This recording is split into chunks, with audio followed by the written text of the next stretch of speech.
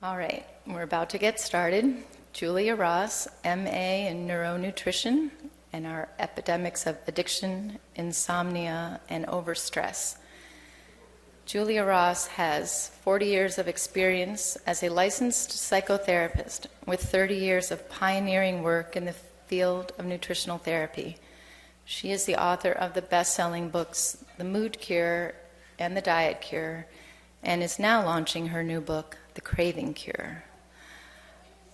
I have personally benefited, and members of my family, from 2 years ago finding the Mood Cure. It's truly changed my life and quite a few my children, and I'm working on the rest of the clan.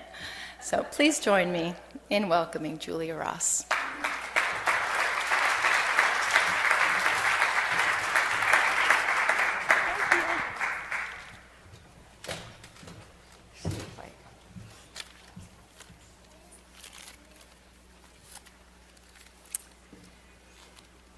There are some seats up in the first 2 rows if you feel like sitting down, but you can't leave.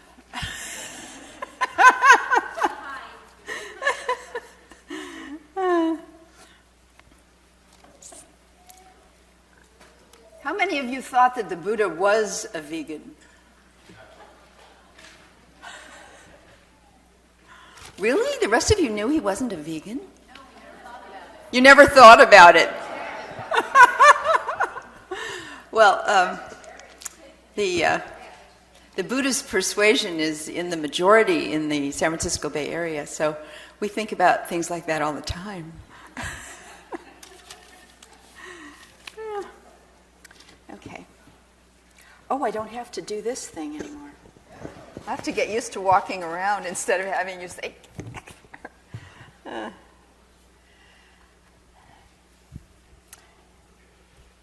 So,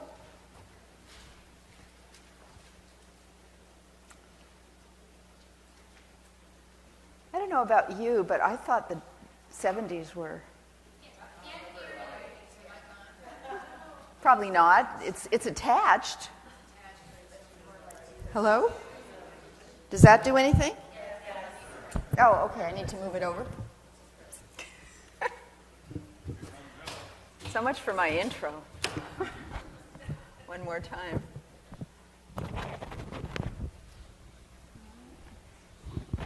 How's that, China? How's that? Yeah? All the way back? Turn it up.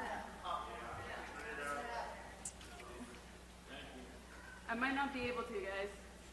I don't know if I have that kind of... But I can move it closer. Maybe. Try that. Hello? Is that good enough, or...? Yeah, but you're only halfway back. How are you guys doing? Okay. Oh, a little more up? Is there a little more up to go? It would just need to be closer at this... I don't think there's a volume on the... Huh? Oh, I can attach it to my necklace. It'll be closer to my mouth. Is that what you're thinking? Yeah, but you have to be careful with that. Metal? Because it might hit something and then... Oh, it'll make a terrible metallic noise. Awful noise on the recording. Maybe start out with it on close to the mic, and I'll go find someone to tell me how to turn it up. Okay.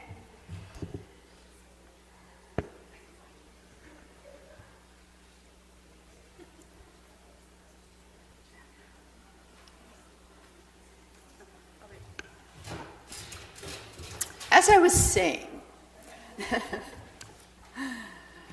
I've personally found the 70s to be wildly exciting and very positive and lots of fun and incredibly innovative.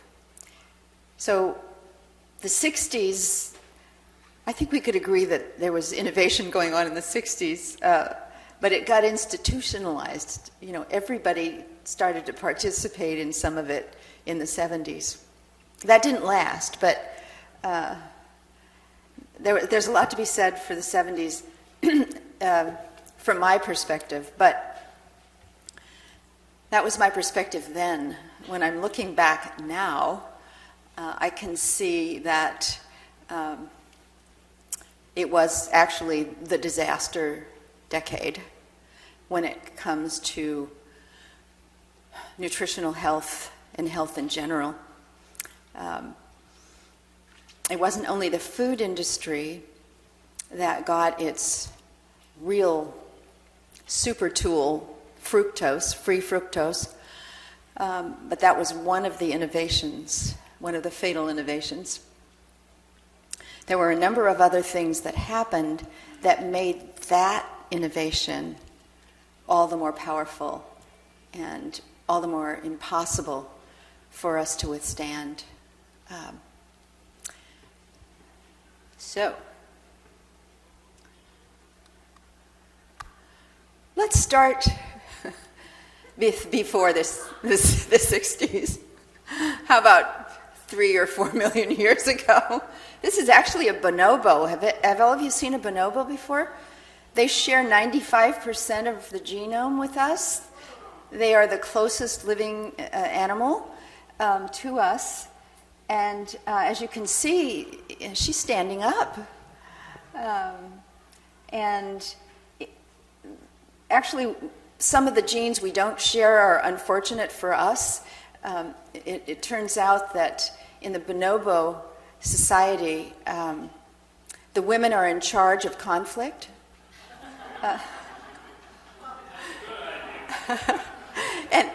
And if there is one, they rush to the site and start kissing everyone and embracing everyone. Yes!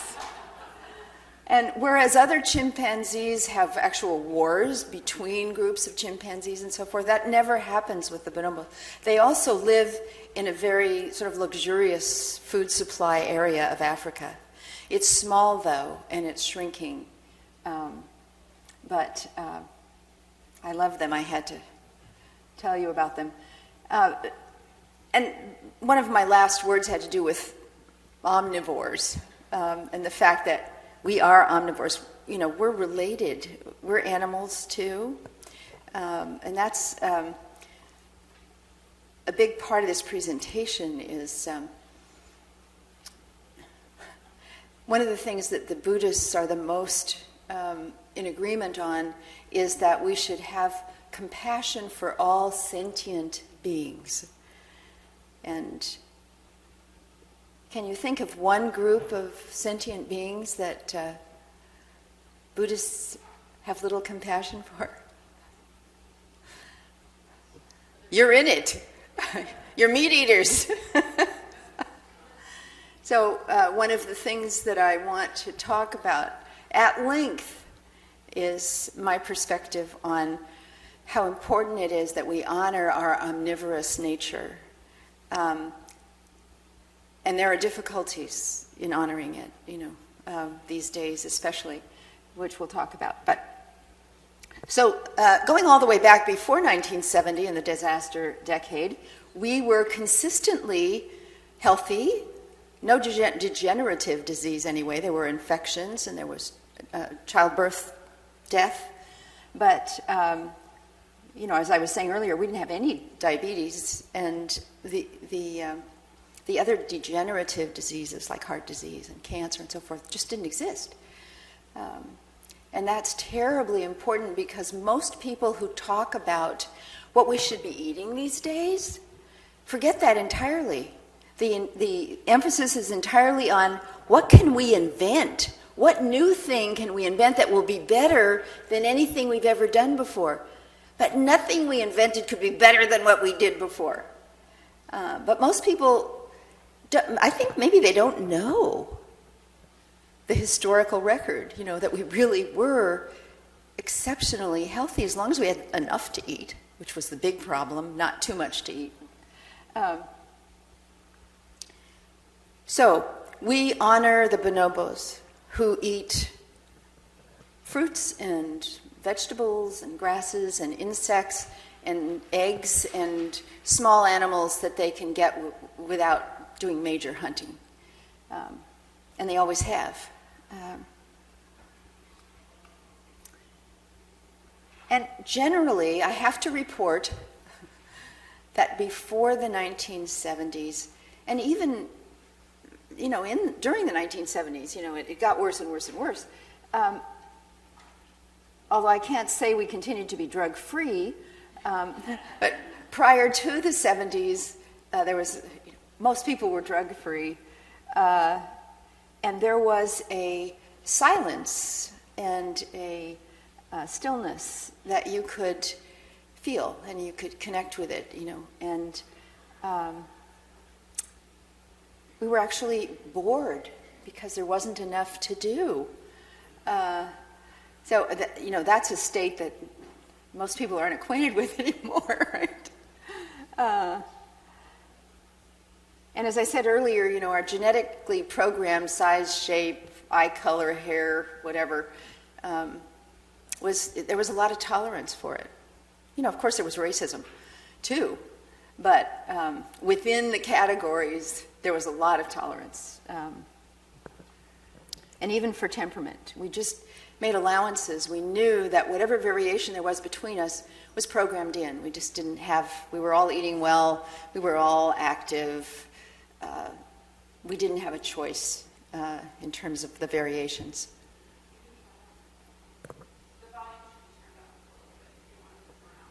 How do I do it? You should be okay to just move around and talk. Just step away. Oh, you're increasing the volume. Oh, bravo. How's that? Okay.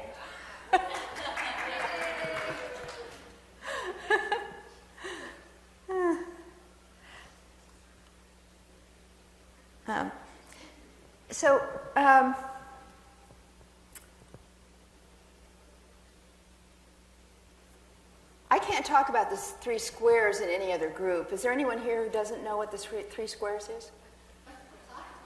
Okay. There are at least three people who don't know what the three squares are, even here. But in California, no one knows what the three squares are. I was at a book signing fairly recently, and I asked the group, what did they think three squares meant? And people were too embarrassed to try and speculate, because they really didn't know. And one young man said, does it mean like three nerds? And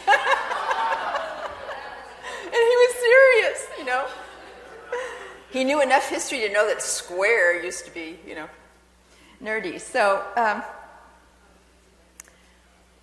what we ate, we don't even need to get into it. Regionally determined, seasonally determined, and so forth. But we didn't have anything but Weston A. Price fodder, right?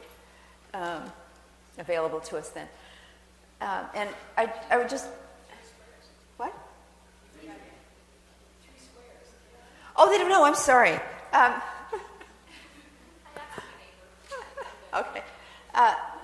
3 square meals. So square has a solid, wholesome, substantial feeling to it. And that's the way we felt about our food. It was a good meal, It was a big meal. It was a hearty meal. Those were all words that were commonly used about dinner, or even lunch. Sometimes breakfast if you lived on a farm.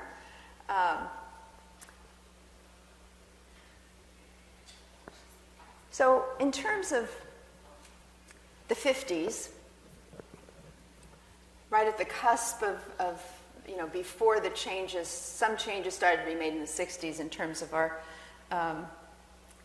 diet, which I'll go into. But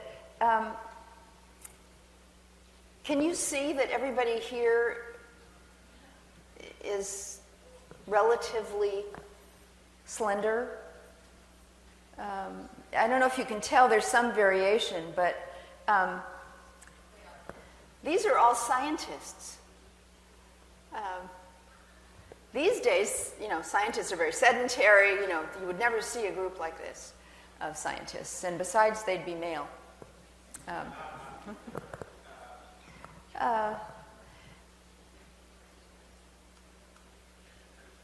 On the other hand, from the 1900s, when we were eating maybe 15 pounds of sugar a year. In the Depression, people had no money and they were spending money on sugar, but very little, So 15 pounds a year, and steadily increasing. The big strategy of the food industry is to increase the sugar content on a regular basis because they know that's the most addictive component of whatever they make. So because the increase in sugar, and in addition, we were a tobacco smoking machine. The tobacco industry really had us going. And we had invented trans fats in the 30s, actually, but they really caught on gradually, and margarine replaced butter for a lot of people. They were confused, they didn't know. It's like a lot of people think a vegan diet, they should do it because it's healthier. There's absolutely no evidence for that, but these myths abound. So the heart disease epidemic, which was unknown, heart disease was virtually unknown in 1910, which was when Dwight Eisenhower's heart doctor went to medical school. And he wrote the first textbook on heart disease in the 1930s when it was starting to be, a minor but still significant. And then by the 50s, it was a big deal. And we got talked into the idea that sugar really wasn't that much of a problem. We'll talk about that in a second. Because I want to go to the 60s. Do I have a picture of the 60s? Yes. This is Greenwich Village. She's actually wearing a bathing suit. But I thought she looked a little bit like the bonobo, a white bonobo. But I don't know if you can see this, but there are all kinds of people. There's an older man in a check jacket over there and enjoying the scene, and 3 young black men in the front. Not sure what else is going on besides the guitar player.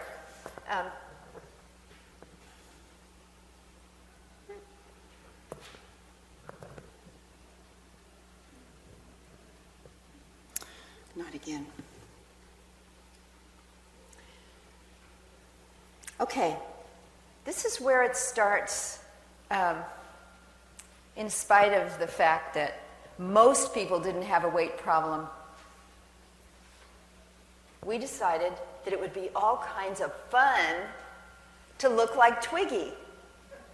It had been all kinds of fun to wear, short skirts in the 20s, and, every style was wildly embraced. We got to look this way. It's going to be fun. So I was there. I knew that none of my friends had a weight problem, but they wanted to diet and experiment with their bodies. We had no idea that this was a dangerous proposition, in spite of the fact that famine had been a dreaded word, in everybody's vocabulary from, the beginning of language all this time, but it quit resonating in the face of Twiggy. And so we started starving then. We have never stopped starving. Starvation is just, low-calorie dieting has become a bigger and bigger and bigger phenomenon. And that's partly because starving slows the metabolism so that when you stop starving, you can't burn off the amount of food you were eating before, and you start putting on weight. And then, with the weight gain starting, largely because of the dieting fad, people begin to do low-calorie dieting frantically. Because we're changing the way we looked historically for the first time. My mother didn't look like this. My grandmother didn't look like this. What's the matter with me? Give me some Tab. Does anybody else remember Tab, the first diet soda? Meanwhile, the sugar content of our food is increasing.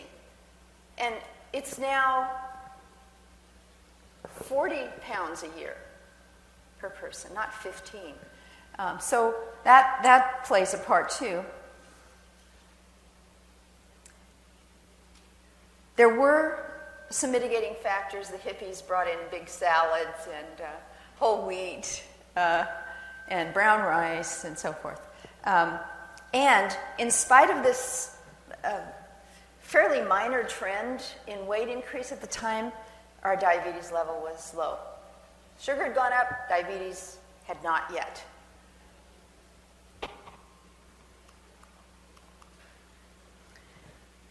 So I think it's fair to say that none of these people look the way they're supposed to look genetically. But we're losing track of that because we've been looking this way and carrying extra weight now for quite a while.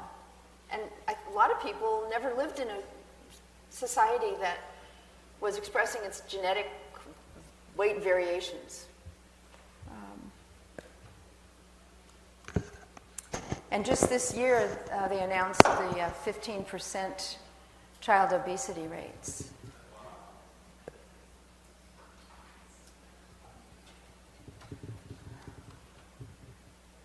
And then along came the 70s.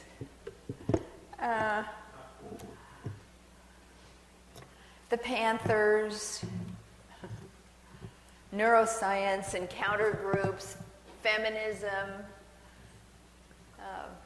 Everywhere you turned, there was something new and exciting being promoted, and lots of people went for it. Everybody had long hair. It wasn't just the hippies anymore. But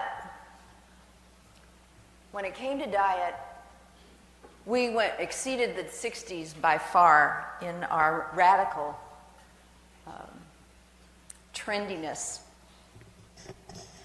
that, as I say here, subverted our ancient relationship to food tremendously. And because of the continued increase in sugar and the addition of fructose, which was one of the innovations of the 1970s, we lost our optimal genetic weight and health for the first time in 2 million years to anything except infectious disease. So, I'm going to take you on a little tour through what we did with no research, no historical precedent.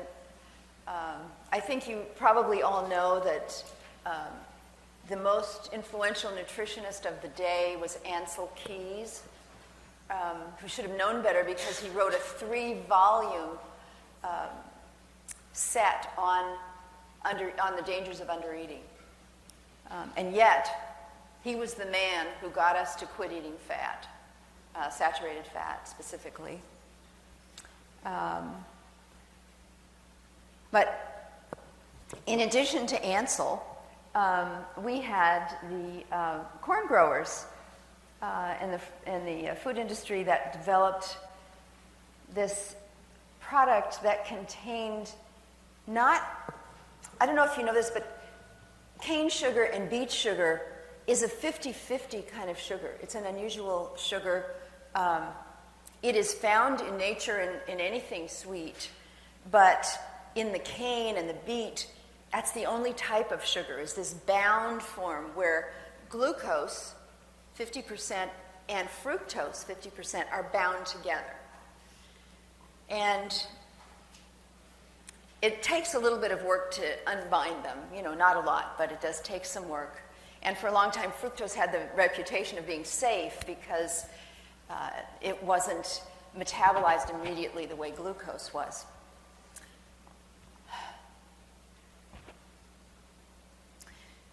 So when we developed high fructose corn syrup and high fructose agave syrup and high fructose apple and pear syrups, we liberated the fructose from the bond with glucose. Glucose, is the body's friend. The body knows what to do with glucose. If there's too much, it has the insulin trick. But fructose is another thing, and we have been exposed to its otherness. And I want to tell you some of the qualities that it has. It is more than twice as sweet as table sugar or as glucose.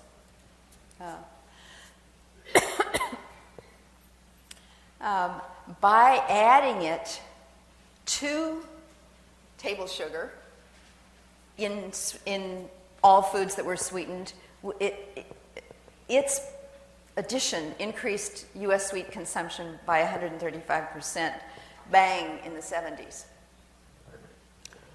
That was partly because there wasn't much else to eat. Ancel Keys had persuaded the government, had shouted down the respectable nutritionists who insisted that sugar was the culprit in our heart disease problem. He shouted them down, somehow, politically very effective, and convinced everyone that fat was the problem and fat was the cause of our heart disease. So we had to get rid of fat. So, okay, people stopped drinking whole milk, and they've never come back to whole milk. Cheese became less popular a food. Fortunately, it's still hung on better than milk. But people stopped eating bacon. They became aware that fat was bad. That's all they knew. They didn't know there were all different kinds of fats. Fat's terribly complex and interesting biochemically. No. Fat was bad, that's all they knew. And I'll tell you what happened to fat. But so we had to take out the fat. Well, fat is high in calories. So if you take out the fat, what are you going to eat? Yeah, you're going to have the new sugar too, which is much tastier. You're not going to miss that fat because you've got fructose, which is much more appealing than just plain old cane or beet sugar. So for a while, the non-fat sweets had a huge heyday. And we were all trying to be athletes, right? So everybody thought they should carb load in the 70s. So we couldn't have fat, we had to have carbs, and the carbs should be like pasta, as refined as possible, and then, no problem with that. Ancel Keys wasn't saying a thing about that.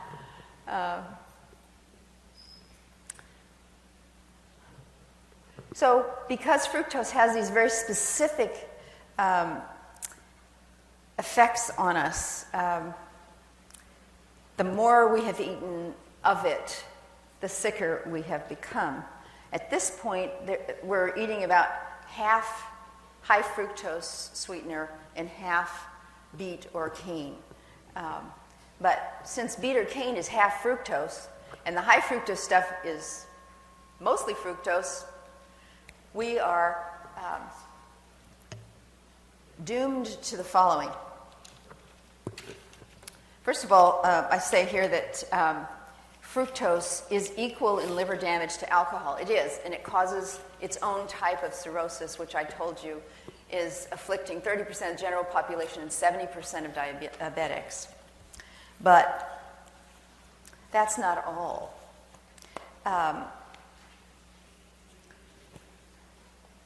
I asked you before whether you'd ever heard of the word glycation. So a number of you had not, and I just want to tell you about it a little bit because fructose is a glycator, much more powerful glycator than sucrose or glucose, the bound mix or glucose by itself. Not only is it sweeter and more addictive for a number of reasons that I'll get into in a second, it has this unique effect on the liver. And it also has created its own syndrome, free fructose intolerance, it's called, which, again, 30% of the population is suffering from now. There's a particular type of depression characteristic of this syndrome, a particular new type of asthma, some digestive symptoms that are unique.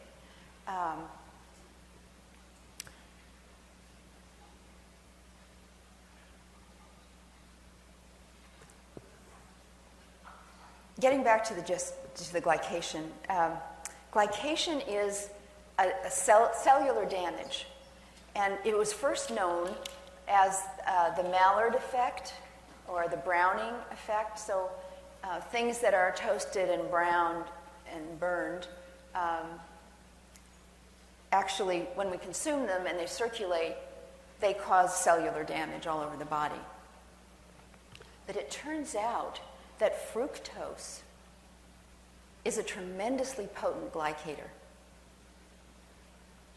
And it circulates freely. See, it's free fructose. When you have high fructose, you don't get high fructose naturally. You have to cleave the bond with glucose. And it circulates freely and damages the pancreas in diabetics. It damages the brain. It's a significant cause of Alzheimer's, which is partly for this reason called diabetes 3, because it's sugar-related.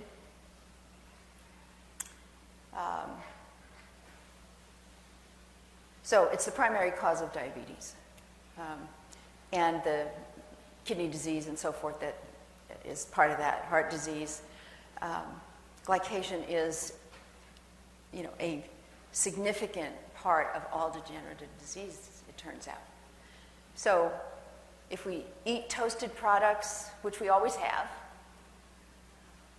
if we add fructose to it, we have literally a deadly combination. And one of the glycation experts, her name is Sarah. She's written books and she's done lots and lots of research. And she's writing about diabetics because they're the ones who are most damaged by glycation.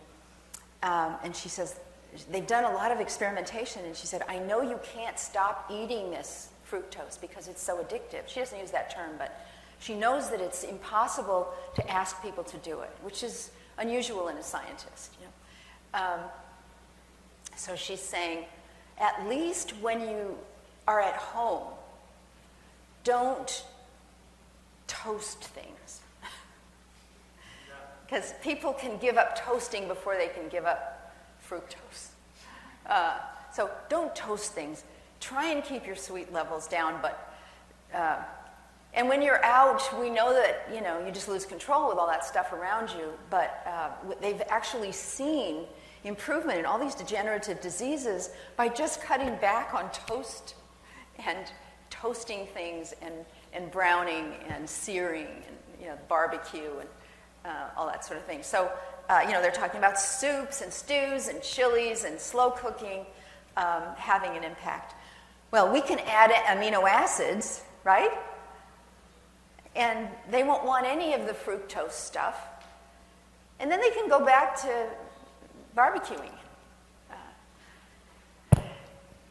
So the problems with fructose are actually legion. One of the reasons that it's so addictive is that it has a peculiar effect on the appetite several of the key appetite regulators in the body, on insulin, on leptin, on ghrelin. When those monitors perceive glucose in the bloodstream, they send out a signal, don't eat anymore. When they perceive fructose in the bloodstream, they don't see it. And it continues, and it's part of the reason it's so damaging is that the body doesn't have its natural controls.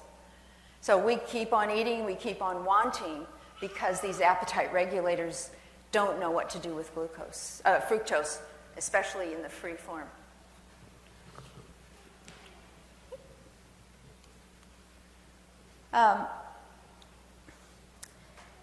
In the 1970s, I call the 1970s the fat switch when it comes to fat and the fatty trends. Because initially we did give up fat and we did go for the non-fat starches and sweets and so forth. But within a few years, the food industry realized that that wasn't going to work. That for the long haul, people were not going to do that as much. So, but they couldn't back off of the saturated fat as the bad guy position. So they had to push the invented refined oils.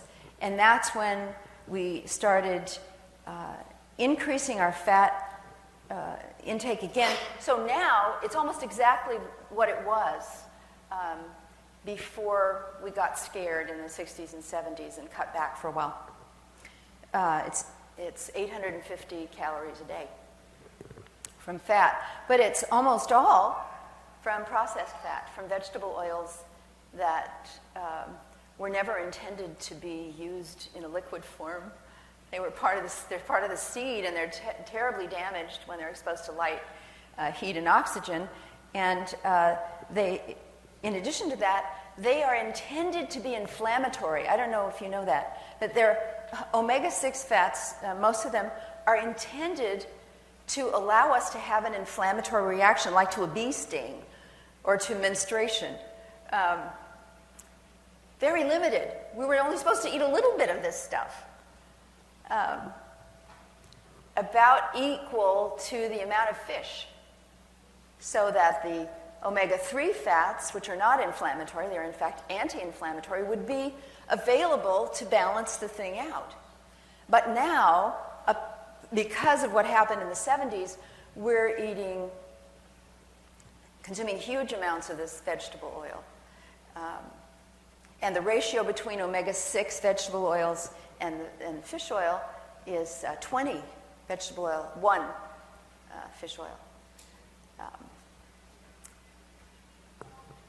So this is another big source of toxicity and also of calories. So we're eating carbs, empty calories. We're eating empty fats.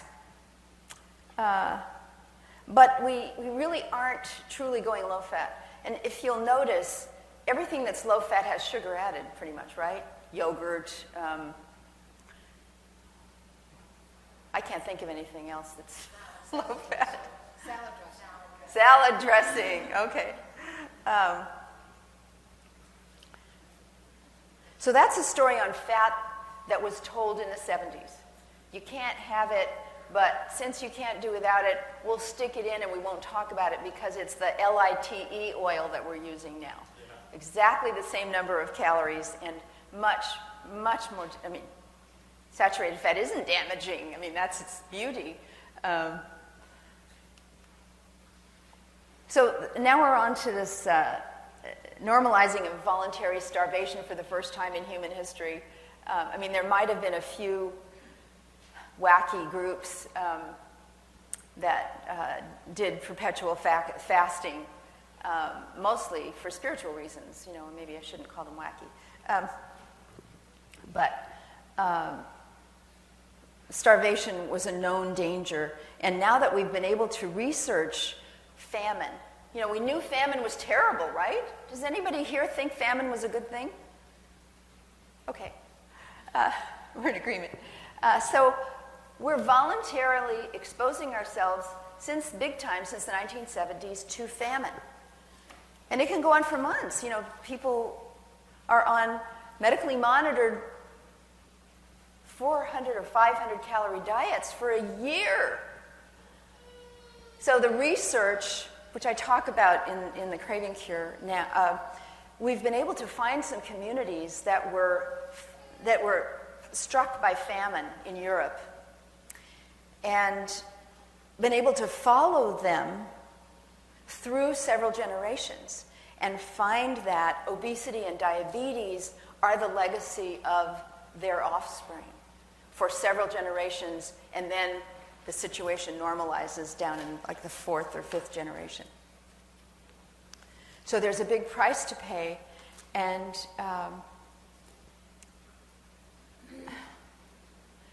on the one hand, we're eating nothing but high-calorie, weight-promoting food, abnormally weight-promoting food, and on the other hand, we're starving ourselves. So one of the things that we know now about the weight-promoting food, the ultra-processed foods, is that they are 60% nutrient void, V-O-I-D. This is a big multinational study of our diet. You know, as these other nations are seeing our diet being exported, they're wondering about it. You know, look what's coming. And they're finding that Americans are generally, present company accepted, eating 60% nutrient void food. So we're eating nutrient void, high calorie food on the one hand, and we're not eating anything trying to lose the weight. So that leaves us in a terrible dilemma when it comes to the body and the brain. How are we going to remain healthy if we're not consuming the nutrients that create health? But we weren't thinking about that. We just needed to lose weight. Let's not worry about that. Besides, maybe the grapefruit and egg thing would be fun. There's still a little bit of the Twiggy thing for a long time. I think that's gone now. Everyone considers it a terrible ordeal. But, and then we'll get to the vegans at the end. So, fasting is now being, famine is now being called fasting and cleansing. So what is a cleanse? Cleanse is a period of starvation in which you don't eat much of anything, and certainly not anything bad. The idea being that you're going to clean yourself up for a while, and that's somehow going to do what? You're only going to do it for a few weeks. What's it going to do? It's going to slow down your metabolism so that you'll have to do it again and again and again and again. So the health diet writers have a tendency to promote the starvation maneuver as a way to deal with unnatural weight gain. And they just aren't getting it, that it never worked. It's not working now. It will never work. It will only make people worse. But there's a lot of commercial value in these products that people buy, and in their desperate efforts to escape.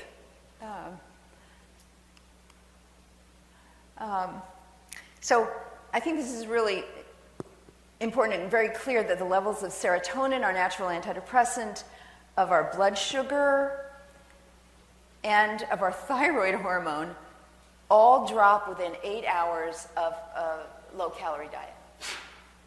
So for some people, they quit the diet, they rebound. Most people we have seen, after maybe 5 diets, they don't rebound anymore. They don't, or not very well. So they may lose the weight initially, and then they gain it all back, plus more. Does that sound familiar? The plus more, right? It's just kind of nobody knows why, but they figure it must be their fault. They have no idea that this innovation of the 70s, another one of these trends with absolutely no, research or history behind it, could have been dangerous. So now we know some really important things. And it's because of the Biggest Losers. I don't know how many of you are aware that they actually did a study of the Biggest Losers in the last batch of Biggest Losers. A lot of lab tests were done.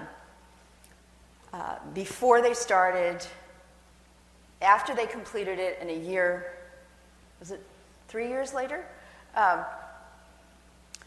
they found and publicized for the first time this phenomenon of violent restriction leading to extraordinary weight gain. But not only that, they found that, yes, the thyroid was suppressed and it never came back. And they did lab testing, but it was limited. It wasn't like they tested all their genes. That they did with another group that has been subjected to very systematic starvation. And that group is composed of steers. It is now a worldwide practice, started in the 70s in the United States, for us to, for steer raisers to initially feed all steers whatever the standard feed is. And then at a certain point, close to 6 months, they cut that by about 2/3 for 3 months. So basically, they starve the steers for 3 months. And what happens is there are so many metabolic changes that after that, when they do return them to normal feed, not high calorie feed, just the usual stuff, they gain a tremendous amount of weight, and they're so much more valuable at sale time. Now, this is a very lucrative business, right?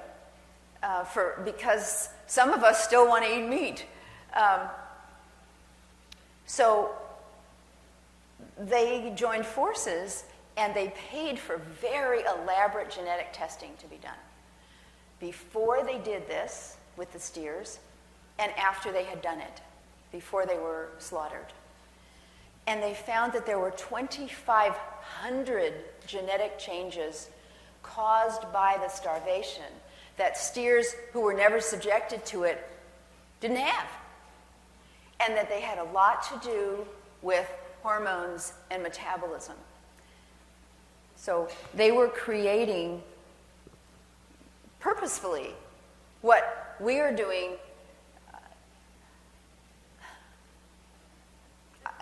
I don't know how to justify what we're doing and why it continues to be so free of criticism. You know, people who do low-calorie dieting are still admired for their fortitude and for their discipline, right? And for their weight loss, even though everybody knows it's not going to last.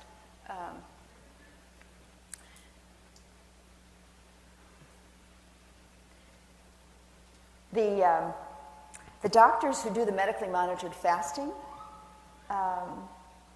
among them there have been a few who've decided to do some research to find out, why doesn't this ever work? Why do we keep getting these same people back over and over and over? I mean, it's lucrative, but, and quite often they end up with people who can't lose even on 400 calories because their metabolism has been slowed so much by prior diets. And they did an experiment testing more hormones before and after, and found this, you know, unrecognized hormonal deficiencies created by the fasting. I mean, big surprise, 400 calories a day for a year? But they're starting to say, we don't understand weight loss. We don't understand weight gain. We don't know anything about what we're doing. What we are starting to see is that it's dangerous as hell. So not everybody knows this, and it's terribly important to me, who came on the scene as a psychotherapist in the 70s when eating disorders became an epidemic, which they still are, and nobody talks about. And it's because of dieting. At that time, there was a lot of money in eating disorders prevention, and that meant doing studies and finding out how come these people get eating disorders and these people don't. And it was inevitably because the people who became bulimic had been doing low-calorie dieting beforehand. And their system was thrown so out of whack. Sometimes one diet would do it. Sometimes it would take 100 diets to do it, but they would be thrown off in a terrible way. Now, I do want to tell you that we've worked with hundreds of bulimics, and they respond beautifully to amino acid therapy. This has a happy ending. Anorexia is another thing. Back to the starvation. Terrible cost, very difficult to turn it around. We have done it with parental support because the anorexics are out of their minds. They do not have any neurotransmitter function. So you can't reason with them, and they can't reason with themselves for a while. So some of the other things, 25% of the low-calorie dieters lose their gallbladders on this 400, 800 calorie diet.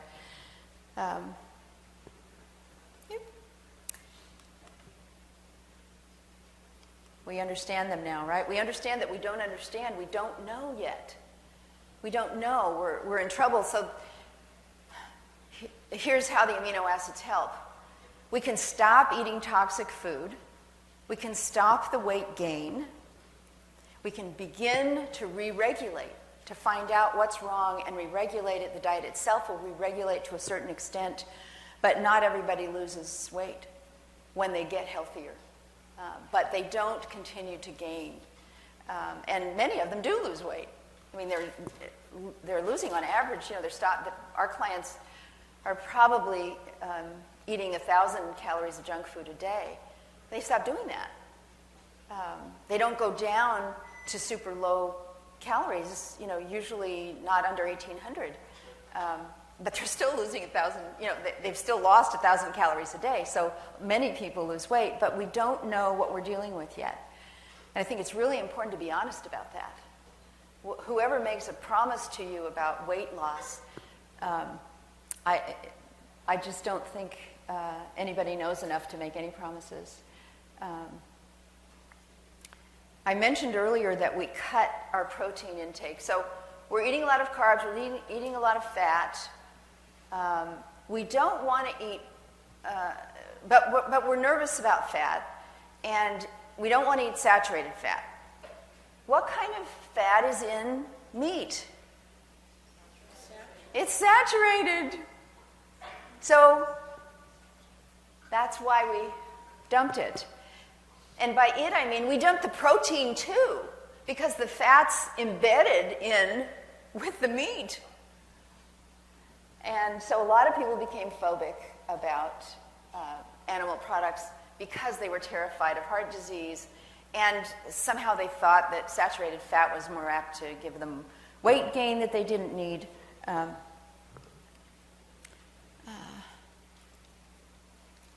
So I'm about to... Yes! Okay, so I'm launching into my the vegan portion of this presentation. But yeah, we need to start out with this. You're probably all aware that if we had not evolved in such a way, and this is very well documented now, that we went from the omnivorous small animals and eggs and insects and so forth to following the carnivores and sharing their, trying to fight with them for a part of the carcass or eating the remains. And gradually we developed our ability to catch them ourselves, and hunting in groups and so forth evolved. And as a result, the brain grew 3 times over. So the bonobo has a little tiny brain that's about 1/3 of the size of our brain. So I myself have mixed feelings about the human brain. I'm not so sure that was a good thing. But we're stuck with it now.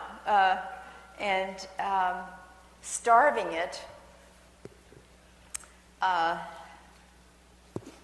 of the very substance that allowed it to grow in the first place, the protein that provides the amino acids for not only the neurotransmitters that I was talking about earlier, but every function in the brain. There are thousands and thousands of functions beyond the neurotransmitters going on at all times.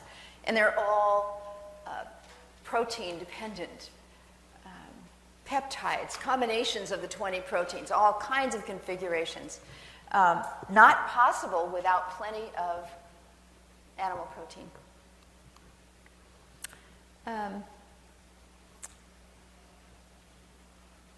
So in the 70s, we did not think that being a vegan or a vegetarian, we didn't really know about vegans then. It was a later invention. But in the 70s, vegetarian heroes rose to prominence.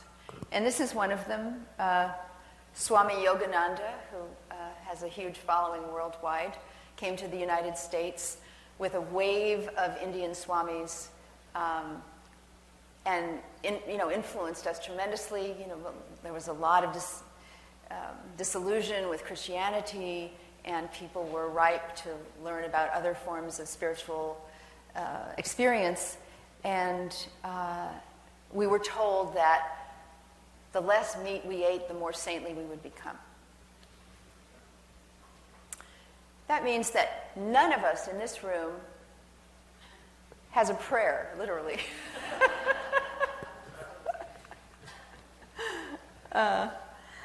So Yogananda and the other swamis were recommending a diet that I want to tell you about because India is a very strange country when it comes to food. And thousands of years ago, there was a famine. And some of this is myth, but they really, really believe it, and they fight and kill each other over it even now. And a certain area of India was targeted in this famine, and they survived it on the milk of cows. This is their theory, that this happened. They believe it, and so about 20% of the people of India eat a vegetarian diet and sort of worship the cows. So the cows are wandering around free, and they're fed, and they're very dear to the. So people who try and raise cattle for food are murdered by other Indians who worship the cow. The worship of the cow has nothing to do with spirituality. It is a custom. It is a cultural trend. It is a practice that has nothing to do with the yogis of India. Their attachment to that kind of eating has more to do with the Buddha, who came earlier, and he ate a similar vegetarian diet. Very heavy in milk products and eggs, a lot of time combined with honey and custards and things like that. He was a prince who gave up everything and became poor for 6 years and then decided that a moderate approach might be better and might attract more followers. And he was right. He's attracted many, many, many followers with his message of compassion. But again, I have to ask, what kind of compassion this man had? Is it possible that someone who's venerated by millions and millions worldwide made a mistake when he said that it would be better for everyone and everything on the planet for us to stop eating each other?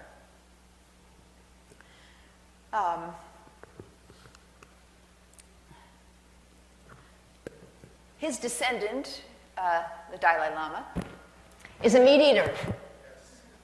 And he is the biggest help to us because when we tell people who are struggling, they come in and they say, I'm not healthy, I know I'm not, and I'm eating too much junk food, but I can't eat meat. I just don't believe in it.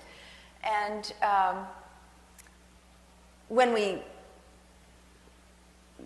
get into detail about the kind of health problems they're having. You know, they're weak, they've lost muscle mass, they're anemic. The list is fairly long. When we tell them, well, the Dalai Lama also had health problems, and it forced him to eat meat, and that's been, I mean, he's been eating meat now for 20, 30 years. And when asked about it, he says, essentially, I had to have compassion on myself. They told me that I would, you know, probably die if I didn't start to eat meat.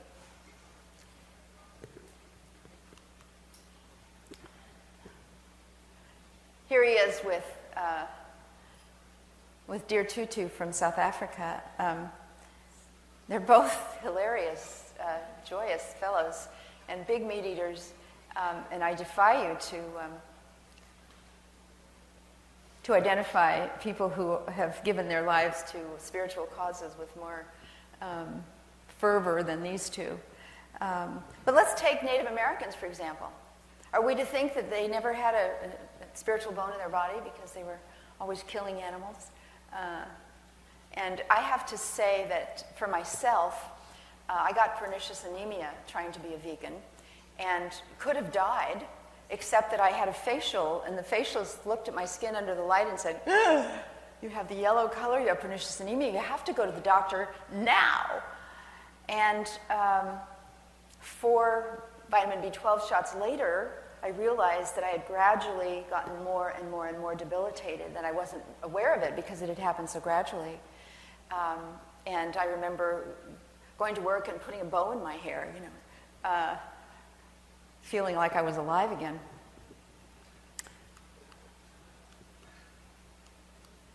Uh-oh. Oh, no.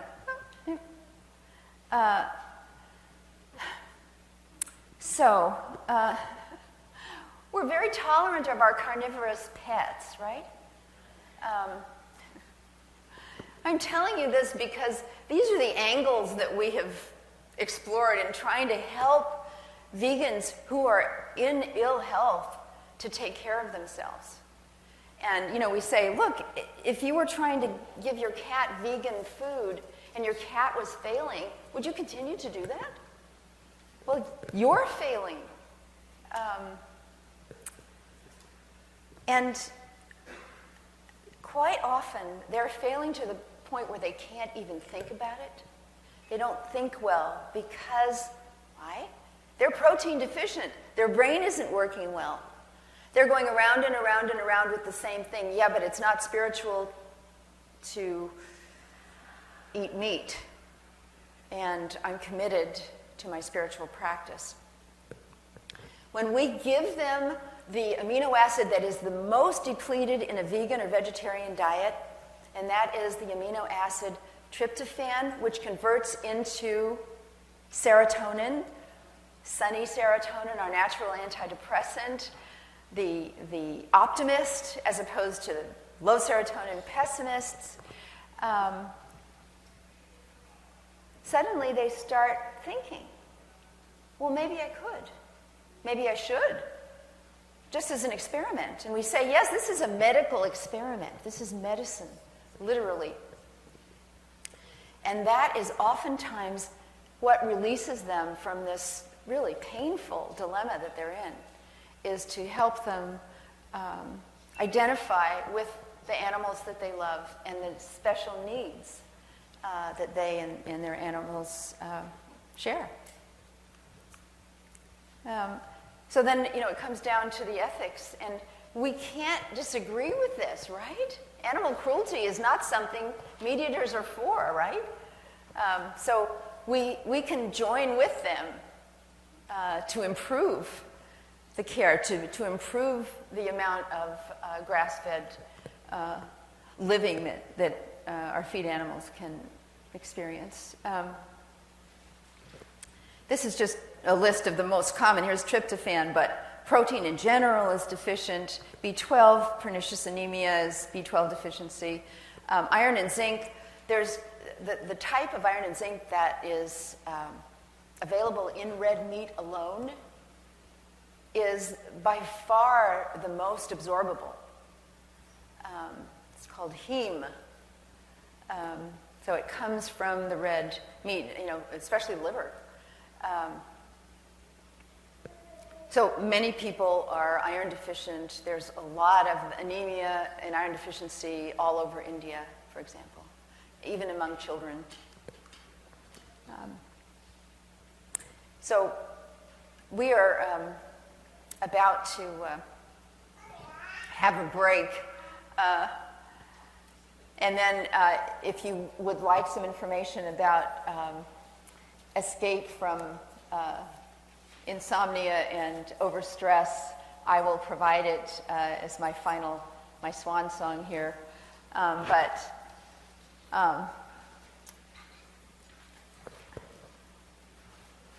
would like you to remember this tenet of Buddhism and to apply it, to help vegans apply it to themselves. Thank you.